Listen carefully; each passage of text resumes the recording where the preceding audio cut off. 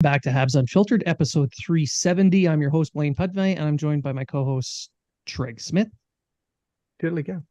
And Matt Did it on Wilson. purpose that time. Saw it in his eyes. How's it going, Mr. Smith, Mr. Wilson? Going well, thank you. Still here. I'm fading away, but I'm still here. Well, I mean, you gotta keep cutting those calories back. Get ready for that show. Mm-hmm. Cut calories, but keep muscle size. It's not easy at all. I don't recommend it to anyone. It's why only few people do that sport. Yeah, but they're all on steroids. No. It's impossible. All right. Well, so this episode, we have a few things to talk about. Now that the summer's pretty much over, we're entering into the season. We're going to have things to finally discuss. So in this episode, we have Paul Byron's impending retirement, the Jeff Petry saga, and some cap talk. So why don't we just start it off before we get into Trevor Cassidy's request that Treg and I fight it out over the Petry stuff. We'll start with Byron. So Lord Paul Byron has essentially been outed as retiring. So Hughes, during his press conference, basically just dropped what everybody pretty much thought was going to happen, and that Paul Byron's going to he's done. He said, "Well, I'll let him announce his retirement. Leave that to Paul." But yeah, that's it for him. And there's been some talk of the two sides talking in September for a role with the team. So I'll start with you, Matt. Give us your 2 cents on Byron, and what do you think this means for the team now? I think it'd be great if they kept him around the team. It's like you saw how he was around a lot of the young guys and everything, and like even though he knows that he knew deep down he probably wasn't going to play again, but you saw him in the locker room with the guys and everything, or in the press box and everything, and he's kind of got that energy that's kind of infectious, and I think it'd be really good to have around this young core going forward. And again, I think Byron's only a 34-year-old himself. But for a guy to be a waiver claim by the Canadians, someone that was pretty much picked up because someone saw something on YouTube and how fast this guy skated, and for him to be a 2-time 20-goal scorer, a guy that played well above his weight class, threw his 140 pounds around, or whatever the hell he was, right? He gave it his all. He really did. He played with a lot of hearts, and yeah, I think that a role in like a developmental role or something, I think would be excellent for the young guys coming up, and I hope that's what ends up going on. It sucks to see him go, but at the same time, it opens up a spot for some new blood. Greg, well, what about you? Technically, he was a free agent, so the spot was already open. But yeah, I would have had he been healthy. Yeah. You never know. Maybe he'd be back, yeah. Right? So I got no more really to add to that. Byron, I think the way he came up through the league would be a good he'd be a good teacher of how he went through it, what he had to do, the developing the players and the way he was. I mean, like Matt mentioned, he's a 2-time 20-goal scorer with barely any power play time. So playing bottom 6 minutes. So that's pretty, and I guess everyone's going to remember the shorthanded goal against Toronto in the playoffs to win their first game. I think it was game 1, wasn't it? Anyway. Yeah, so I mean, sorry, Beth. I know you were a huge Lord Byron fan, but it was inevitable. We knew it was coming. We knew his hip wasn't going to. And let's be honest. At 34 with bad hips, probably wasn't going to get signed by a team or anything. So if he calls it a career, I think it would be a great move for Hughes to put him as some part of the organization. And go from there. So, yeah, really not much more to say about it. And I'm pretty sure we'll hear his announcement before too long. Yeah, well, with the talk of them talking in September, I would assume that within the week from now, so say by Thursday of the week of the 24th, then we'll probably hear from him then. I think that Byron's impact is more than just a bottom six guy who happened to score 20 goals a couple times. What he did was he kind of changed the way teams now play on the penalty kill. It used to be all the big, slow, bruising guys who can block shots. Now everybody has that one guy who can really motor that's playing at the top of the key so that they can take advantage of any mistake so they can get a breakaway. And Byron did that spectacularly. Like you talk about the goal against Toronto that everyone's going to remember. What people may not remember is the Canadians were shorthanded when he scored that goal. Most of his most memorable goals are on breakaways, and several of those are shorthanded. He had 9 shorthanded goals with the Canadians over 7 seasons. Doesn't sound like a lot, but when it comes to shorthanded goals, that's a lot. Because the year the Canadians went to the Cup final, they had 9 shorthanded goals for the team all year, and they led the league by several shorthanded goals. So that's a significant amount. So his impact, I think, goes a little bit beyond just a bottom six guy who showed a lot of heart and had some speed. He changed the way people set up their penalty killing units. Another thing I'm going to bring up too, we're talking about Paul Byron, is in his fourth year with the Canadians in 2018-19.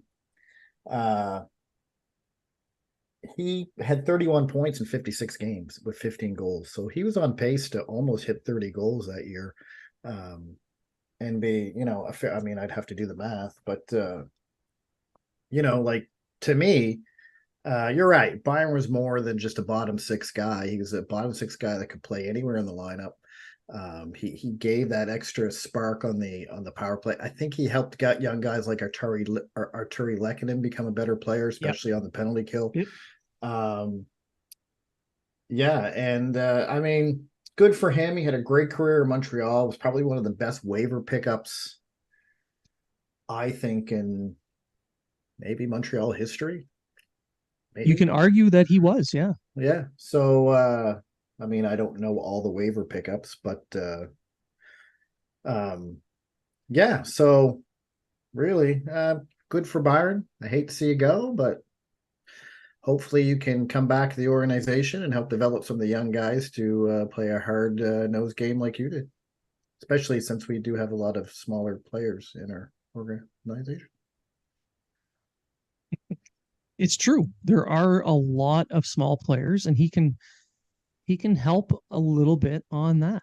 I think when we're talking waiver wire pickups and who's at the top, like I said, you can argue the Byrons at the top of that list.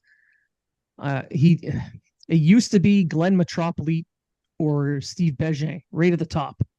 Now, Paul Byron. Steve Bégin, I liked him too. He was a good pickup. Yeah. See, and that's the thing. For me, it comes down to expectations.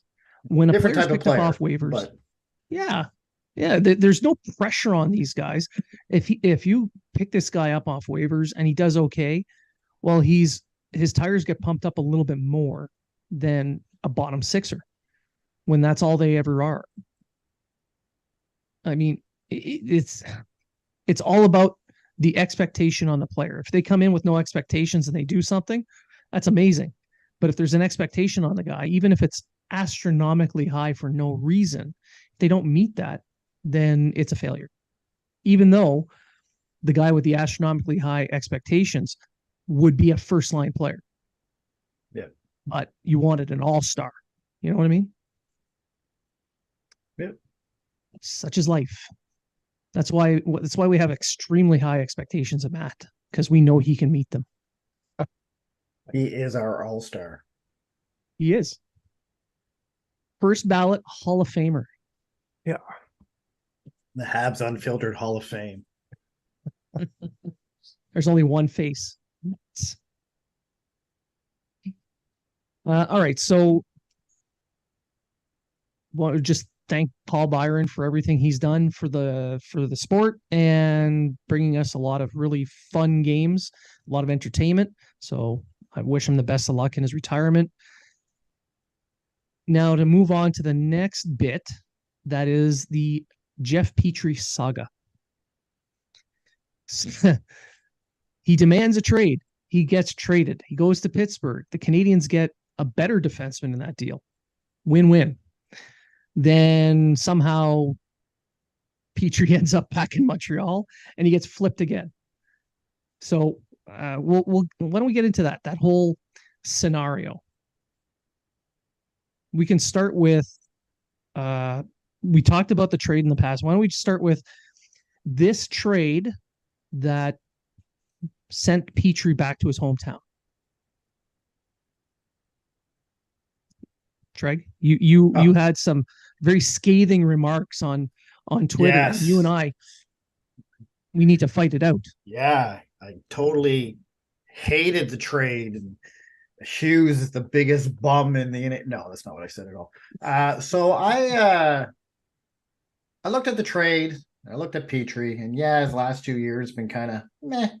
And he is 34, something like that.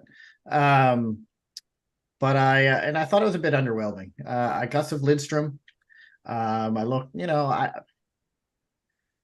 think he was picked in the second round, 38th overall by Detroit. Is he related to Nicholas? Is that his son or something? Or No, I don't know for sure. No, but spelled wrong. Lidstrom's the name. Spelled wrong too, right? And so I looked at that and I said, okay, I don't mind that. That's not bad. Right-handed defenseman, younger, 24. And then it was the draft pick that kind of I didn't like, a fourth-round pick. I thought they could have got a higher, like at least a second-round pick with a B I'm going to say Lidstrom's like a B prospect. And I just figured that's what I was underwhelmed by was the draft pick. So I put that tweet out, and then when I watched the presser later on, I kind of understood why he pretty much got what he got, and how he kind of did this as a solid to Petry because he wanted, apparently they had a conversation, and he said, "Hey, I'm going to trade you back to the States before school starts with the kids. We're not going to wait this out to get the max value like we could. I'm going to get what best value I can get now." And props to Hughes for doing that. So that's what I found was underwhelming. I didn't think the trade in a whole, if you look at the trade and the overall picture, and I believe you're going to get into that, Blain, it's actually a pretty good trade. Well, actually it's a chess trade because it opens the door for a lot of things and I don't really think the whole thing is done yet. So, no.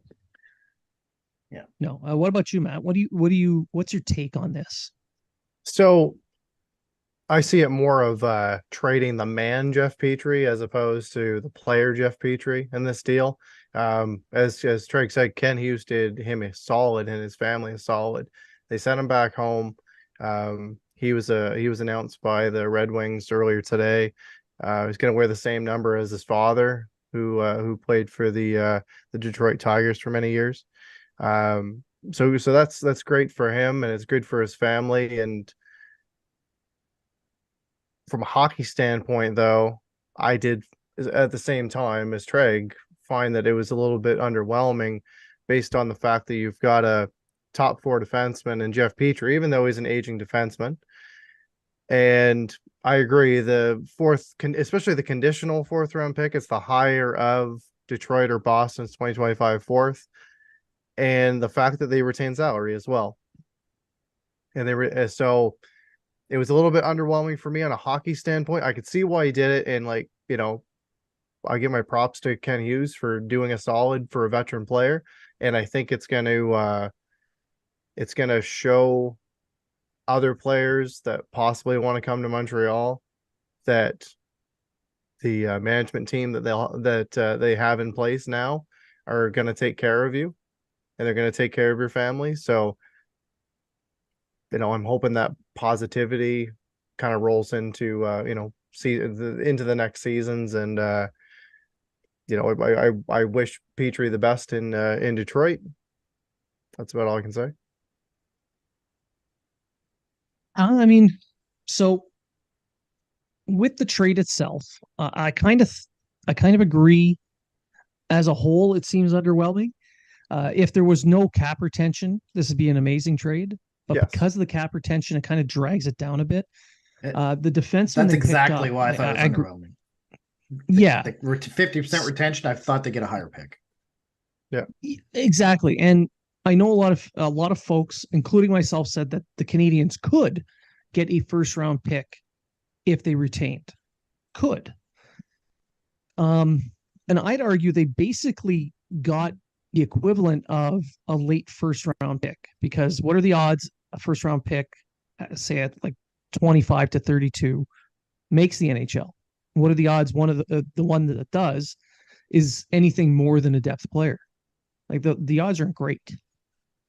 So in return, they get a serviceable NHL defenseman who put on a better team, could look a lot better, because Detroit the last couple of years defensively have been absolutely horrendous. Just garbage. Yeah.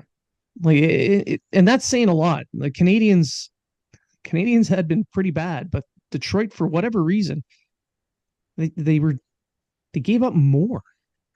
Now, when you look at Gustav Lidstrom's point totals, and he's a defenseman type of guy. He's a stay-at-home guy, really. He can put up some points. He's mobile. He can make a first pass. And the goals, his plus minus are garbage, but shit team. If you're looking at his points per 60, however, he's almost at a full point per 60, which is fairly good for a defenseman. So if he's given a little bit more opportunity, considering the fact that he was playing 14 minutes on average for the Reds last year, say he's given 17 to 18, maybe he does a little bit better offensively. The Canadians should be better defensively this year with a healthy team. So those numbers should stabilize a bit for him. Now, I'm not saying he's going to be anything great, and he's definitely not as good as Petry, but it's a 24-year-old right-handed defenseman. That's what you get. So who does he bump out? Well, that's the thing. And it creates a little bit of a competition, because now you have Lidstrom, you have Barron, you have Kovacevic. I mean, Savard would be, pushed out if this was just about style of play, the way they're building the team. So I would assume that Barron would be the one that would have to steal that job, to force himself into that job. I think Wyman's done. Well, at this point, they're going to have to move a couple defensemen. Yeah. Because they take Jack Eye off the, because he's technically still on the IR, right? So they move him up. They still got 9 defensemen. Well, right? I don't think, no matter what happens, I believe that Weidman is going to be put on waivers. Yeah. And if someone claims him, great. If not, he'll go to Laval, and there's no cap hit that remains with the Canadians if he clears waivers. Right. Because he's making less than the 1.1 million or whatever it is. 7.62 or 762. Yeah. And then and Barron's waivers exempt. So exactly. Well, a lot of the defensemen are, because they're all rookies. Yeah, they're all waiver exempt except Matheson, Savard, and Kovacevic. So, and Lindstrom. So, I think I don't know if Gustav really pushes anyone out, to be honest with you. I think he's going to have to. I think he pushes Weidman out right now. As your 7th. I think Weidman's pushed out regardless whether Lindstrom was there or not. But, I don't know if he pushes. I mean, I actually don't, because I would want to see like a guy like Harris, Jack-Eye, or Kovacevic play in the lineup over Weidman. Right now that you've got this other guy in, I don't know what what he is for the plans, but he is a young right-handed shot defenseman, and Detroit's pretty good at drafting Swedes. So hopefully it's a small sample size of what we've seen now. Maybe he just needs a change of scenery, but Here's a vote of confidence. right, Detroit right, drafts a lot of Swedes, and they drafted him, so he must be good. right. So I'm hoping for the best, but like I would say, like if like I still did think Weidman was on his way out for them, but now it's kind of like he's kind of getting the shove out at the same time. I like he's done things for the team that he needs to do since coming over from the KHL. I'd like to see him move to another team, get that opportunity. But again, if it's just a waivers thing, then Laval gets a veteran defenseman. It is what it is. I do think that if he is the one that they push out, which I honestly do believe he will be, and he's put on waivers, someone's going to pick him up, because a veteran right-handed puck-moving defenseman like him who can play at the bottom of your pairings, for league minimum, why not? Yeah. It's a 1-year deal. Yeah, Throw him even in for there. especially Who cares? teams that play a 7D man. Yeah. Right. Like he's If he's a year. Gustafson can keep getting a job, Weidman Yeah. can get another, because Right. they're pretty much the same Right. player. Yeah. Yeah. So, But and the reason I mentioned Barron having to be the one to prove himself is the waiver exemption issue. Yeah. Because he can be moved down there with no penalties, no chance of losing him. So he can move down, and then they can let this guy play. And they get to keep all their assets. That's the reason behind why I believe Barron has to push his way in. I think for all the waiver exempt defensemen, Gooley and Harris are the more secure of any of them. Yeah. I would think so. I mean, I like Jack Eye, don't get me wrong, but based on overall talent, let's be honest, Jack Eye is going to be a bottom six or third pairing defenseman for his career. Be a number 4 to a number 6, somewhere in there. Somewhere around there. But Barron does have he is better offensively.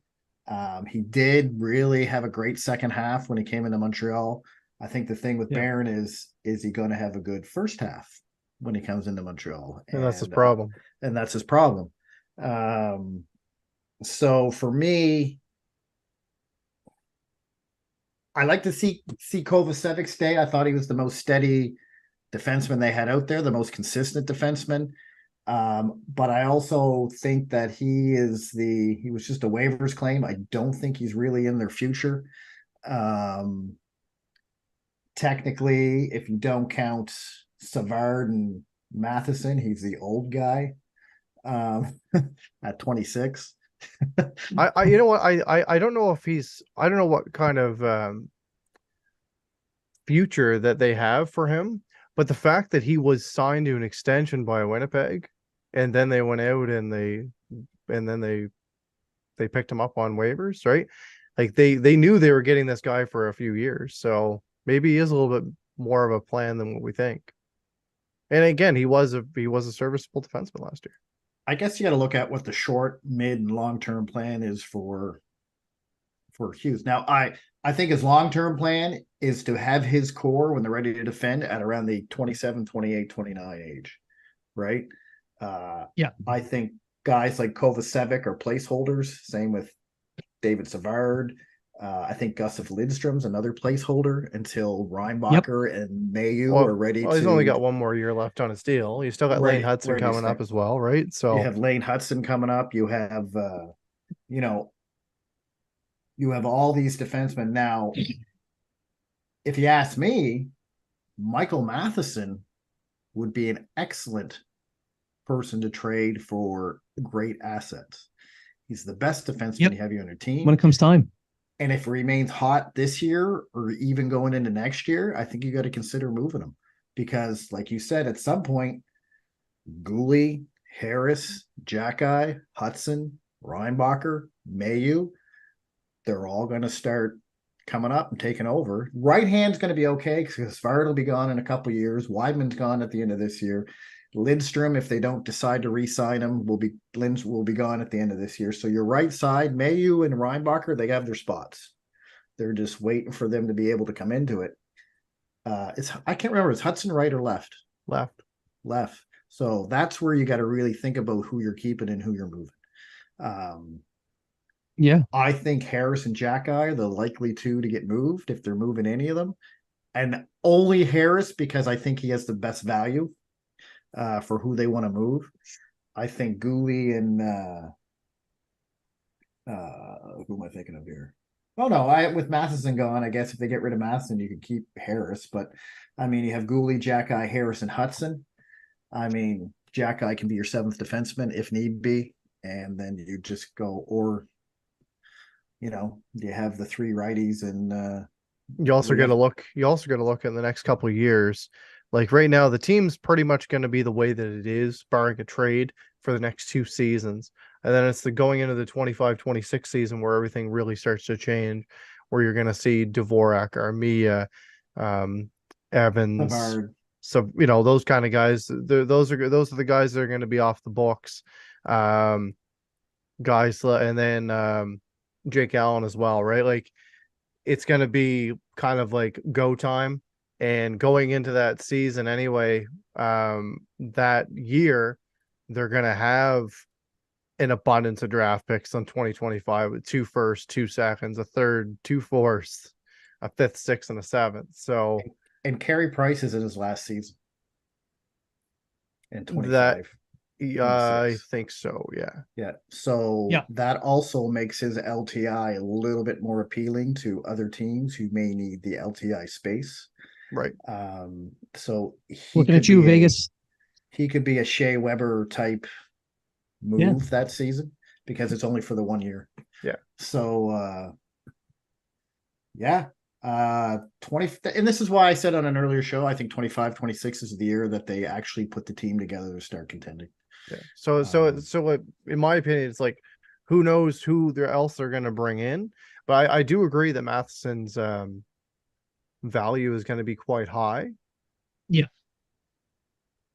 But at the same time, they need serviceable point producing defensemen for now, instead of they can't just say Reinbach, you're in, Hudson, you're in, and I think throw them to the wolves, right? I think that's why you see how Harris, Barron, and Gooley come along in the NHL.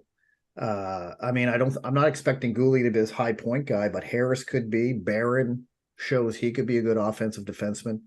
And then you have Lane Hudson, who, if he plays anything like he does in the NCAA, well, you have your top, him and Reinbacher on your top pair in 26, 27.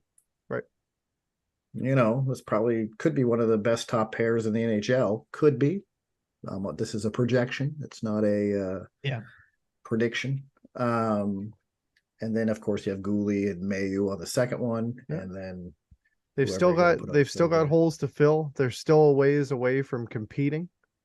And Hughes even said that in his press conference. So they got a long ways to go. But like we're strapped in. We're kind of in for the ride now.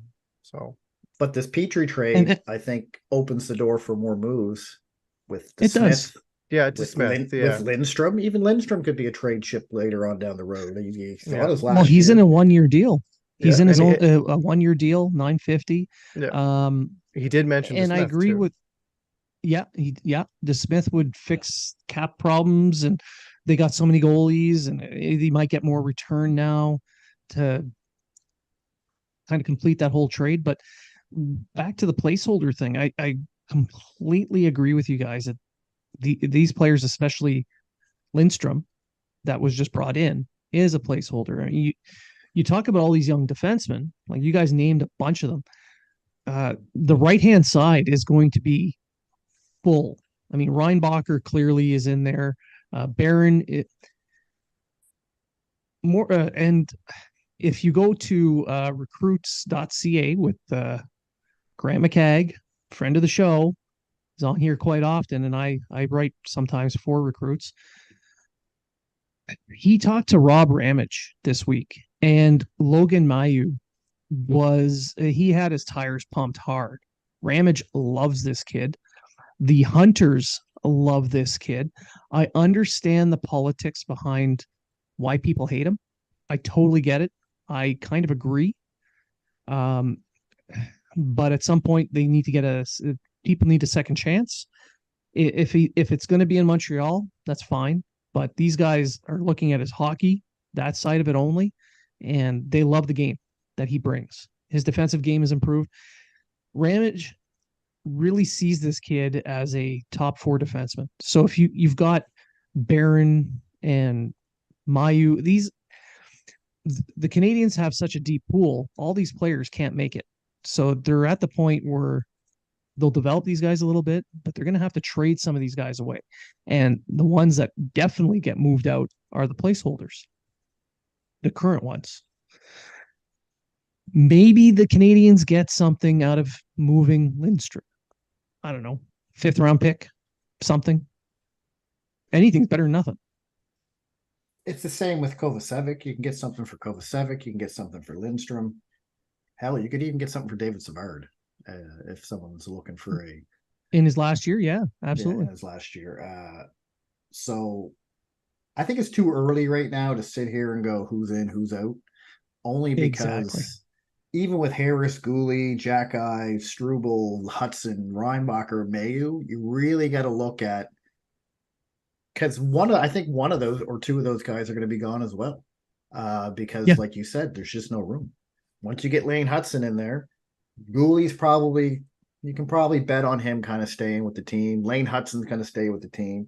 But who's going to be that third left-handed defenseman? Do you really want to bury a guy like Harris on the third pairing? You know what I mean?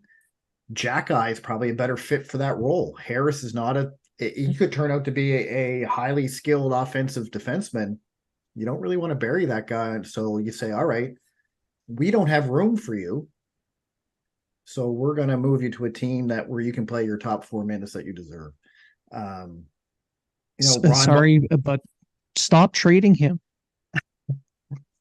But I mean, logically, I get it. I know. Yeah, I get it. I know Laura wasn't happy with that because she loves Harris. But my view as it is I'm not trading him because I don't think he's going to be good for the team. I just think if Lane Hudson is what he's going to be, no one's taking that spot from him, and you need a guy like Gooley. So that leaves Harris as that odd man. And the only reason being is I don't want a guy like a top 4 defenseman buried on and he won't want to play 12 minutes a game, right? Like it's just, so move him, get what you can get for him, and hope he has a great career somewhere else. Unless he becomes the star defenseman, and maybe you say, all right, well, maybe we don't need Gooley, and then you move him out. It's the same scenario. Yeah, exactly. And back to the trade itself. I know you were trying to do it earlier, and I interrupted you, but back to the trade itself. Yes, the current trade to Detroit was underwhelming, but we have to look at it holistically. In the end, the Canadians ate $2.5 million. They end up with a second, a fourth, a serviceable third pairing defenseman, all to get rid of Hoffman and Pitlick to make room for younger guys. I will say if we go ahead. Finish. Yeah, I was going to say if the trade was Hoffman and Pitlick for all this with the cap retention, people would be cheering in the streets right now because they've wanted Hoffman gone for so long. But I will say this, at the 2.3 you're paying the next 2 years for Jeff Petry, if you bought out Mike Hoffman, you'd be paying less money over the next 2 years. A little bit, yeah. But at the same time, what are the Canadians going to spend that $2.3 million on this year and next year? Oh, I'm just saying. I'm just bringing that point up, saying he could have just bought out Huffman. I think it would have been 1.9 or something over the next 2 years, or something silly like that. I don't know what it would have been. So essentially, for the cost like $400,000 a year, he ended up buying a second round pick. Correct. Yeah. They're going to get they're going to get $2.5 with that. Yeah, they're going to get $2.5 million of dead cap off anyway from Alsner and Edmondson as well at the end of this year. Yeah. Yeah. Yeah, exactly. But if you're if you're hyper focused on just the cap retention for Petry, what do the Canadians really need to spend that 2.3 on this year next? A goalie. Yeah, they do. They do need a goalie. They do, but at the same time, But for actual like signing players and everything, other than Barron, they've got lots of room. who's not gonna cost you a lot, Jack guy who's likely not gonna cost you a lot. That's really pretty much it. Other than that, it's a lot of it's just a lot of minor league players. I mean, like I say, the only thing you're going to need in 24-25 is a goalie, because both DeSmith and Mondabo come off the books. Like you say, Jack Guy's an RFA, Barron's an RFA, Yolonen's an RFA, and I guess you give him this year to see if he's worth re-signing. And Lindstrom's an RFA again. You could let them two walk away if they're really not going to fit in. Other than that, that's it. The team's the team pretty much for next year. Yeah, Yeah, that's it. And you're not looking at- barring any moves, right? Yeah, And you're if not you looking look- at the lineup saying, "Oh my God, this young guy is going to make bank." Like right now, it's Yeah. basically a bunch of guys who are more than likely going to get cheap bridge deals. Right, The guys who are making bank already got their bank, and that's Suzuki and Yeah. Caulfield. right. Everybody, every other RFA, unless Barron puts up 40 points this year, he's not making bank on his RFA. Right. Unless Jack Eye wins the Bill Masterson or something. I don't know. Like the Lady Bing, for most gentlemanly hockey player, he's not getting a big pay increase. The only way he gets the Lady Bing is if they change the meaning of Bing to Bing, Bing, Bing, from punching people in the face. You got to look at it too. Is they have $14.5 million next year. Yeah, exactly. So, and I mean, like I said, I just said the Huffman thing. I read it on Twitter. It's just a devil's advocate, sort of doing No, all I these get it. moves. You could have just done this, but you don't get the second, you don't get the fourth, you don't get Laguerre for the AHL, you don't get, Yeah. you know what I mean? You don't get rid of Pitlick. That's going to have to be a separate move for a guy who wanted out because he knew he wasn't going to play. And you have $14.5 million next year. Who cares? That's not including Carey Price's LTI if you need to use it.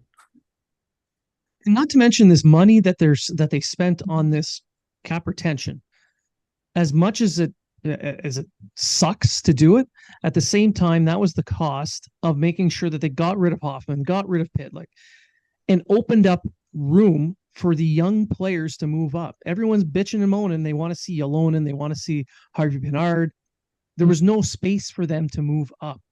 By doing this long drawn out multi-stage trade system, now there's room for these two guys and possibly someone else to come in and compete with them to move up and get some NHL time. You're letting your young guys take spots by getting rid of players like Pitlick wanted out because he wanted a better chance at making an NHL career. He wasn't going to get it in Montreal, and I totally get that. Good for him. He's going to have a good opportunity down in Pittsburgh. Hoffman being gone, yes, please, because he was eating up power play time that was better served going to Cole Caulfield, and on the second pairing of the power play, I don't know who they're going to put in his stead, but I don't know anybody. Yolonen would be an excellent choice because of his one-timer. Well, moving Huffman, you guarantee either RHP or Lonen a spot on the team. Now, Exactly. you still have to make another move if you want to put another forward on that team. But you have three goalies that aren't going to stay with the team. They're not. So there's your extra spot right there. Once that goalie's gone, we know Chris Wyman's probably going to get buried. There's probably a defenseman that's going to be on the move, or someone like Barron or Jack Guy goes to Laval to start the season. It's just the way it is. Hughes is confident he's not going to have Carey Price is going to be on the actual roster, and they're not going to use his LTI. So I guess technically they're going to have four goalies. Yeah. But I think that's a smart move because then he can take his LTI and use it, especially if they have the injuries they had the last 2 years, bringing guys up and putting them down, that LTI is going to eat up that cap, and they're not going to pay any type of a penalty or anything like that, or they don't have to play with a 21-man roster just to fit everybody in. And I don't know, and that's the thing. They could. No, he turned off his video. That's all. Yeah. He's still here. Yeah, I mean, they could have a 30-man roster and still be under the cap, especially with the LTIR that they're going to have this year. But essentially, to kind of tie up the Petry thing in a bow, to me, it's all about providing opportunity for the young players. They're in the middle of the rebuild, and they're at the stage where they need to allow the young guys to graduate to the levels that they're capable of graduating to see what they have. You're going to have a shitload of new guys showing up in Laval, but there's some who are graduating from Laval. Like we mentioned, Ylonen, RHP, maybe Heineman steps up and competes for a job. Like there's a bunch of these young guys who could possibly muscle in, all because now there's that opening. That wouldn't have happened if this trade hadn't happened. Or someone like Owen Beck, who has the OHL or the NHL, one or the other. Yeah, it's going to be, and I like that. I like that move. But I will say this, and this has just caught me. No, if you wanted room for the young guys and you wanted room for all this stuff, why would you just say, instead of Lindstrom, give us a second and a fourth for Petry? Call it a day. I think it's more roster positions, cap. I don't know. But do you understand what I'm saying? A full roster. I get it. And then they're like, okay, we can bring everybody up now. We're good. But I get it. I didn't look at Detroit's side of what they have or anything like that. But at the same time, you talked about it right off the top. They did this trade as a solid for Jeff Petry. So you're not going to get the best of value. And if the only good thing you can say in a press conference after making the trade was, well, he's Swedish and they draft a lot of Swedes. And we think he's played 70% to his potential. That's what. My pro scouts really like him, and we think he's at about 70% to his potential. And in other words, you're going to give a good old kick at the tires, and if it doesn't work out, it's going to be like, meh, see you later. Same thing they did with Gorianov there last year when they picked him up for dead. And that's the thing, 1-year deal, $950. You're not hurting anything to give him that try, give him that spot. Again, placeholder. All right. So while Matt is still dealing with whatever it is he's doing, I'm not sure, he didn't send us a message or nothing. We'll just move on to the final piece, and that's the cap, because we've been alluding to it a little bit so far with the cap retention. Oh, there he is. Hey. Welcome back. Sorry, we're just switching over to the cap here. Okay. Phone call from work. Those are not allowed. Sorry. I don't answer. I don't answer. 721 427. I don't know this number. Mute. Blain's doing a recall. Oh no, I don't do those. I got P1s for that. I'm a P1. I just text the boys. I know. Greg did a recall. Never got it. Blake never told me anything. I don't know what you're talking about. All right. So Matt, just before you came back, we switched over to the salary cap. Like, it's the last little bit of the show. We're not going to go into super depth here because it's a very complicated issue. Trege, you talked about it a little bit online today. And you mentioned someone who we should follow. Yeah, Montreal fan Sakic, I believe is his name. Did I get that right, Blain? Yeah, I think that's his handle. Yeah, I think that's his handle. MTL fan. Yeah, I actually used to argue with this guy until I realized he knows a lot more way than I do. Knows way more than I do. But that's high praise. Well, I know, because I'm full of myself. But this guy here, if you want to know anything about the cap, anything at all, this guy is like an cap encyclopedia. I know someone asked me today about the LTI, what difference it makes, and my response was, Well, if they use it in the off season, they lose that money. So either you use it all or use none of it. Is pretty much what you know what I mean. GMs want to do in the off season. So either he wants to push right up to that 10.5 million to ensure that he gets it all and to do the team, or you don't want to use any of it. And the issue they had last year is because they only used part of it because they had to go in the off season, and then they struggled to bring players up because they had no room to no money room to put it in. But then he went into this great big detail on it, and and he explains it like you're a 5-year-old. So it's not difficult to understand. I mean, I still don't fully get it, but I'm about as educated as a 5-year-old. So, Yeah. so that's who you should follow. You want to know about the cap? Follow him. And I looked at one of the photos. He did a screenshot of his own Excel spreadsheet that he does, which bravo. Yeah. Putting the time in to do that. Bravo. And he mentioned like it's a 1 point something million really is over the cap, but you go to cap friendly, it says almost 4 million, about 3.7. And the reason for the difference between the two numbers, I didn't go into too much in depth on what he was doing and what it looked like, but it was the cap overages from the previous season kind of make up the difference. So bonus money that couldn't have been paid out because of being over the cap or whatever, they're really only about what 1.79 or 2 million, somewhere in there. 1.252. I'm looking at a spreadsheet right now. It's 1.252916 to be.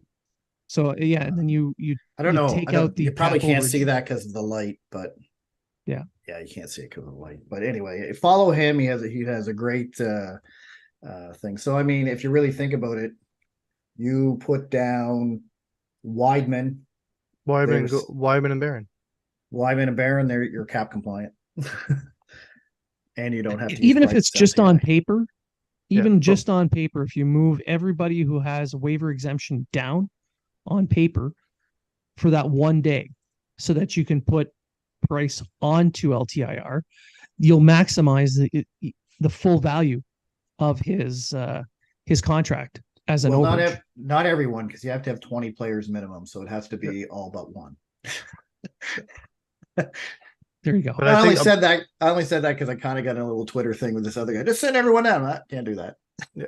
I think the likely scenario though is likely it's going to be DeSmith moving out. He did bring it up on his press conference, and he said that goaltenders take a little bit more time. And I said this when the trade happened originally. There's quite a few teams out there right now that could use a serviceable backup in DeSmith. Guy that 1.8 million. Yeah, especially at 1.8 million, expiring contract. It's going to give you 30, 35 games. There's teams out there that could use them. I don't know what the value is going to be coming back. Not high. Right, but doesn't matter. But no, it doesn't. It really doesn't. Right, but they move them on, they get something back for it. I'm all for it.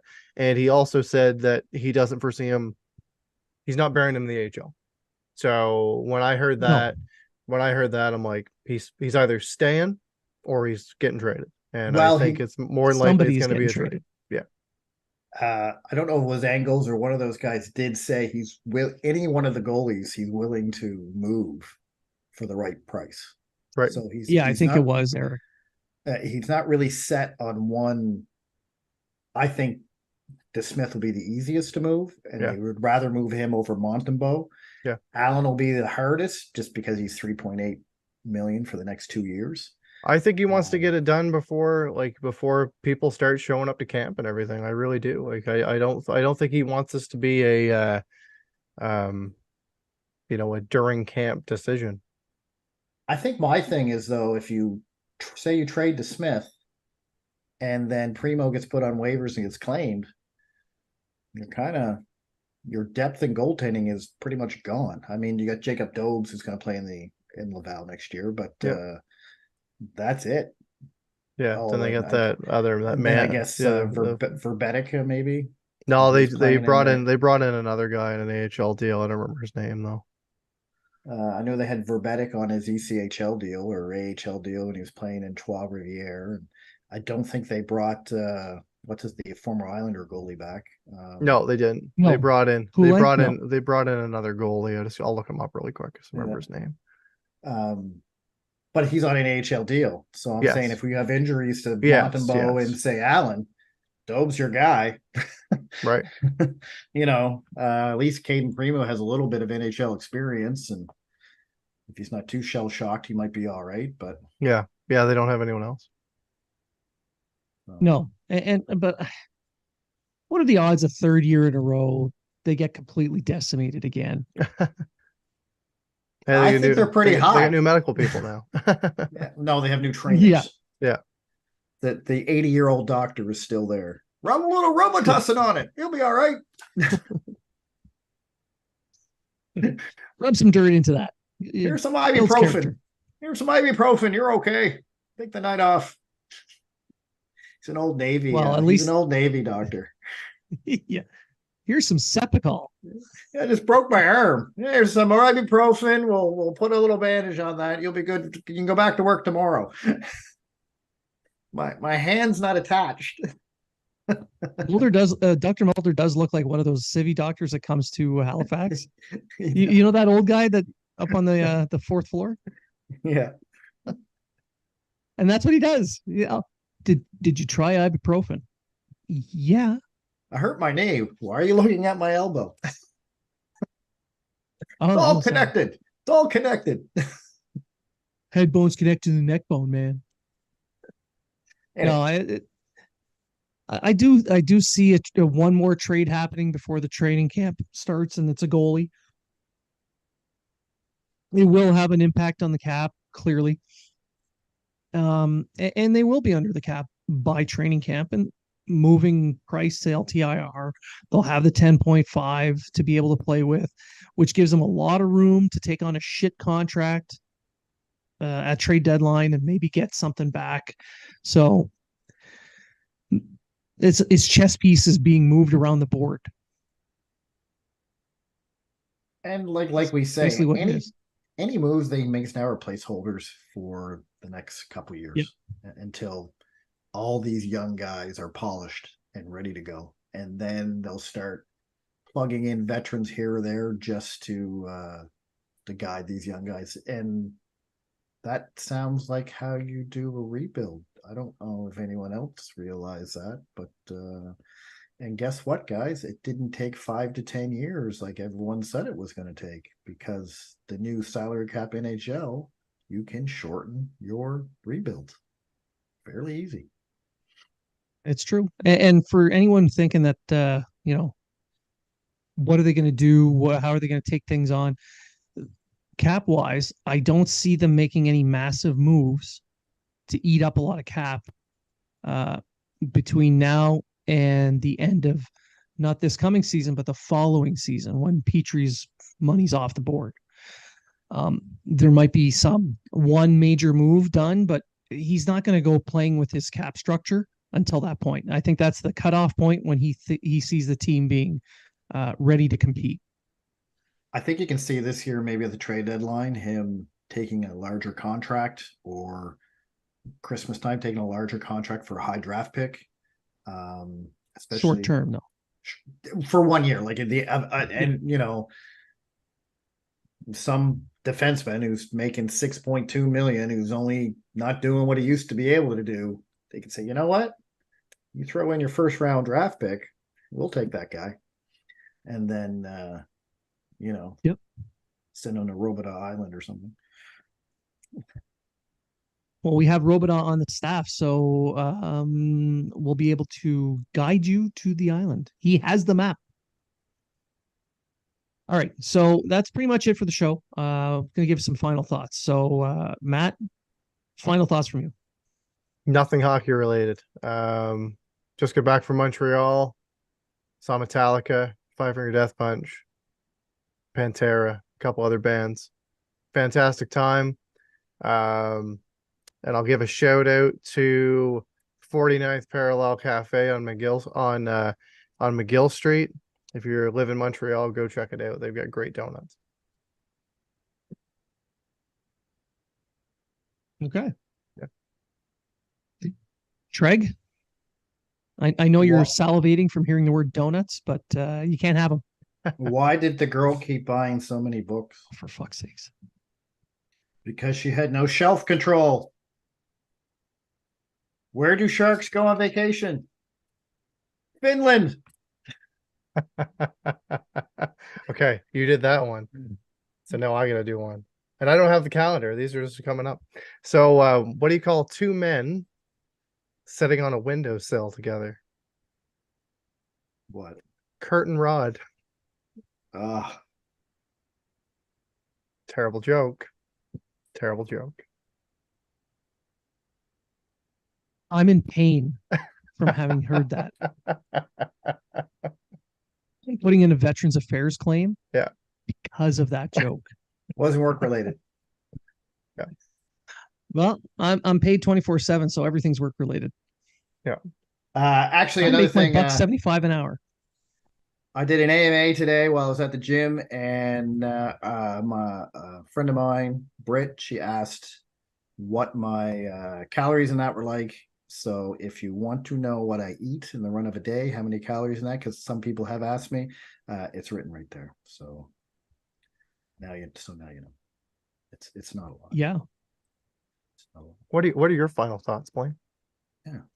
Well, I just want to thank everyone for tuning in and listening. You can find us anywhere podcasts are listened to. On the socials at Habs Unfiltered. You can find us everywhere. Sometimes we're active, sometimes we're not, but we do our best to manage these accounts, considering the fact that we all have full-time day jobs that take up a lot of time. But if you guys out there send us a message, an email, we're going to get back to you.